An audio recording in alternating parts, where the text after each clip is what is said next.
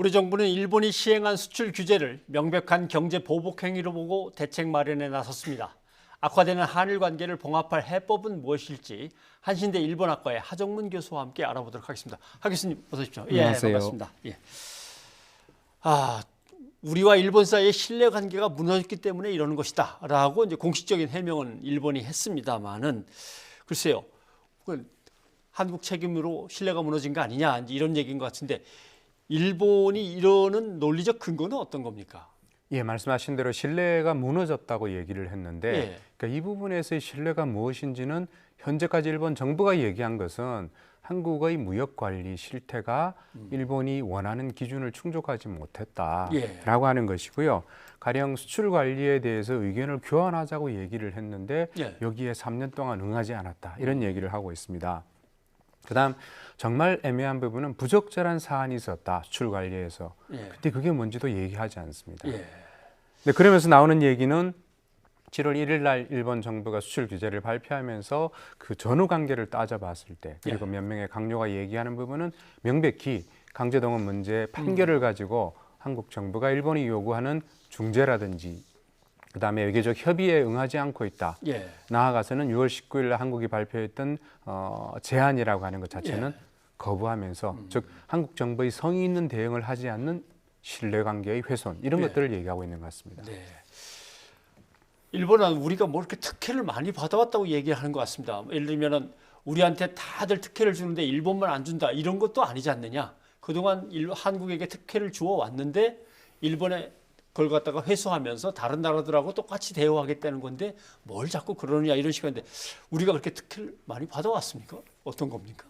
그 부분은 이제 특혜라고 얘기할 수도 있고요. 그러니까 신뢰라고 하는 단어는 무역 관계는 쌍방간의 신뢰의 부분입니다. 가령 일본의 지금 문제가 되는 세 개의 품목들은 굉장히 고도의 기술을 가지고 있고 그런 기술을 가지고 있는 제품을 사용할 수 있는 회사는 삼성전자가 굉장히 중요한 고객입니다. 즉 일본의 회사가 생존하기 위해서라도 삼성이라는 고객이 필요하고 당연히 상호 무역 관계를 촉진시키기 위해서는 이러한 우대 조치가 필요한 것이죠. 그런 면에서 특혜라고 얘기하는 발상도 굉장히 자기들을 우월시하는 측면이라면 사실은 한국을 멸시하는 시각이 있지 않나 걱정되는 부분이기도 하죠. 그런데 결국은 아까 말씀하셨지만 한국이 그 중요한 자기네들의 수출한 품목에 대해서 부적절한 관리를 한 것처럼 또 얘기를 한단 말이죠. 그것이 북한으로 넘어갈 수도 있는 것 아닌가라는 의심을 하고 있다. 뭐 이런 식의 표현인데 결국 이제 북한까지 끌어들였습니다. 그렇다면 일본의 과거사 때문에 문제를 삼고 그다음에 강제징용사 당한 사람들의 배상 문제 거기에 마음에 들지 않는다 그 판결이 이걸 직접 얘기를 죽어도 못하는 이유는 뭡니까? 그 부분이 이제 어쨌든 WTO에 제소한다는 얘기를 한국에서 하고 있고요. 그다음에 아베 정부도 그렇고 일본의 역대의 경제 정책의 핵심은 역시 일본도 무역 국가입니다. 그 수출을 하면 수입을 해야 되는 것이고 그것은 어떤 의미에서 교환이거든요. 그러니까 신뢰를 교환한다는 의미인데 한국 정부를 향해서 강제동원 재판의 문제에서 일본 정부의 의사에 따르지 않는다고 제재를 가한다. 이건 누가 봐도 굉장히 제국주의적인 발상이고 21세기 현대에서는 있어서는 안 되는 불균형한 발상이라고 할 수 있거든요. 그래서 말씀드린 대로 지금 일본 정부는 오로지 무역 관리, 수출 관리의 문제에서 한국의 책임이 있고 거기에 제일 사실은 복마전으로 있을 수 있는 북한 문제를 끄집어 온 것 같습니다. 근데 문제는 7월 4일 날 일본의 경제산업성 장관인 세코 대신이 발표를 하면서 뭐라고 그랬냐면 트위터에 강제동원 재판 문제로 한국의 신뢰가 손상이 되었다는 걸 트위터에 발표한 적이 있습니다. 이 사실은 어떤 면에서 흔히 우리가 아는 일본 단어로 일본의 속셈, 혼내가 드러났다. 그렇게 알 수 있는 것이죠. 겉으로는 얘기 안 하지만 결국 속내는 항상 깊이 감춰두고 있는 그런 상황인데 그렇다면 일본 여론은 뭔가 이렇게 먹히는 것 같습니다. 지난번에 보니까 한국에게 그런 규제를 한 것이 잘했다라고 하는 대답이 60%에 이르렀단 말이죠. 이렇게 되면은 결국 아베 정권의 속내가 궁금합니다. 정말 참여연 선거를 앞둔 국내 정치용인지 대외적으로 분명히 한국이 이 대법원의 판결을 어떻게든 처리해 주기를 원하는 것인지 아니면은 국제적으로 또 다른 뭐 목표가 있는 것인지 대내용 대외용 교수님 보시기에는 어떻습니까? 말씀하신 대로 굉장히 이 부분은 그 배경이 복잡하다고 볼 수 있고요. 예. 일단은 먼저 기폭제가 되니까 가장 먼저 내세울 중요한 이유는 강제동원 재판을 둘러싸고 한일 간의 외교적인 마찰이 있는 부분에 대해서 한국 정부에게 결국 일본으로서도 예.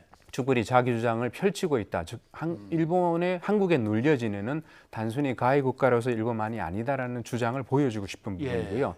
또 하나 부분은 말씀하신 대로 의도하진 않았습니다만 G20 이전에 할 수는 없었다고 생각이 되거든요. 그렇다면 7월이고 더 늦출 수도 있었지만 참여연 선거에도 일종의 보조적으로 활용하고 싶은 생각은 있는 것 같고요. 이 부분이 자민당에서도 지금 선거 기간 중입니다만 여러 가지 지침을 내려보내는 데에 이 문제를 언급을 하라 이런 얘기를 한 것도 있습니다. 그다음에 또 다른 문제로서는 한국의 지금 현재 반도체 산업은 일본이 원래 원류였다고 한다면 그 부분은 우리가 사실 가져온 것이나 마찬가지지 않습니까? 그러면서 이번에 어떤 면에서는 반도체 산업에 대해서 일본이 한번 새로운 건토 중례를 모색한다라고 하는 그런 커다란 목표도 있지 않나라는 생각, 물론 이것은 굉장히 가능성이 낮은 부분입니다만 그런 의심까지 갖게 할 정도로 이번 조치로 한국에서 바라보는 일본의 신뢰가 많이 손상됐다는 것이죠. 그런 점에서 말씀하신 대로라면 일본이 얘기하는 추가 제재 조치도 있을 거라는 것이 왠지 좀 설득력을 갖게 되는 그런 부분인 것 같습니다. 어떻습니까? 추가 조치까지 또 얘기할 정도로 일본이 계속 이렇게 강경하게 밀고 나가는 거는 일단은 엄포용일까요? 아니 실제로 강경하게 어느 정도는 밀 것 같습니까? 저는 일본이 얘기를 꺼냈으면은 갈 거라고 생각하고 있고요. 지금 규제하는 방식은 7월 1일 날 발표가 세 개 품목에 대해서 얘기했던 거는 리스트 방식의 규제입니다. 그러니까 이 세 개 항목에 대해서는 적어도 하지 않는 것이고, 근데 이보다 더 포괄적인 부분이 이른바 캐치홀이라고 하는 것이고, 그것은 일본의 경제 산업성의 법규를 바꾸는 부분입니다. 시행령을 바꾸게 되면 한국을 이른바 화이트 국가에서 제외하고 수출하는 건건마다 심사를 하도록 되어 있습니다. 그런 면에서는 이 관계는 연결돼 있고요. 7월 한 달 어쨌든 한국 정부, 그다음에 국제적인 여론, 일본 내부의 동향을 염두에 두면서 8월 달에 바로 이 화이트 리스트에서 제외하는 조치를 취할 것인가. 이게 아마 어떤 면에서는 다음 우리가 살펴봐야 할 부분인데 현재로서 진전이 없다면 일본 정부는 그대로 갈 것이라고 저도 판단하고 있습니다. 일단 이번 주에 어떻게든 우리 산업통상자원부하고 일본의 경제산업청하고 만난다는 거 아닙니까? 실무적으로. 그렇습니다. 여기서 접점을 어느 정도 찾을 수 있겠습니까? 그것은 저는 기대하기 어렵다고 생각이 되고요. 일본은 이미 오지 말라라는 얘기도 했었고 오더라도 지금 현재 이 제재 해제에 대한 얘기는 일체하지 않겠다. 다만 보조적인 설명 부분은 하겠다라고 했기 때문에 12일의 협상은 일단 서로 간의 입장을 확인하는 평행선을 긋는 쪽으로 끝나지 않을까 그렇게 보여집니다.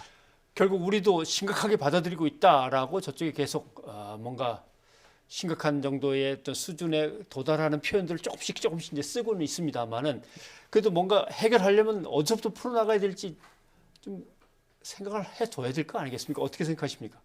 수출 규제 문제에서 이른바 무역 전쟁, 분쟁의 수순으로 가는 것은 양국의 관계에서도 그렇고 제3자 쪽에서 봤을 때도 그렇게 바람직한 수순은 아닌 것 같아요.